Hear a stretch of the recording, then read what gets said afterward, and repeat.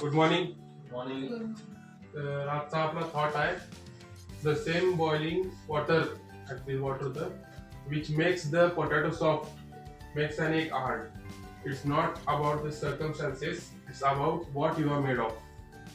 म्हणजे याचा अर्थ आपण डेली लाईफ एक्झाम्पल मध्ये असं घेऊ शकतो की सपोज करा 2 माणसं आहेत, पण त्या 2 माणसांमध्ये समजा एकच वर्क करतात. आता माझं एक्झाम्पल घ्या की तुम्ही तिघं वर्क करताय आणि मी वर्क करतो, पण कधी कधी मी प्रेशराईज होते काही सिच्युएशनला.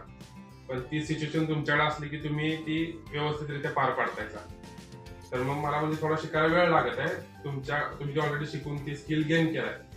म्हणजे याचा अर्थ काय होते की माझ्याकडे थोड्या स्किल्सची थोडीशी अजून कमी आहे. मी त्याच्यावर वर्क केलं तर मी त्या लेवलला येऊ शकते. म्हणजे तुम्ही काय आहे आणि तुम्ही कशानं म्हणजे काय आहे तुमचा आजचा सेल्फ थॉट काय आहे तुमच्याबद्दल, ह्याच्यावर डिपेंड करते की तुमचा एंड कन्क्लुजन जे असणार ते काय असणार आहे.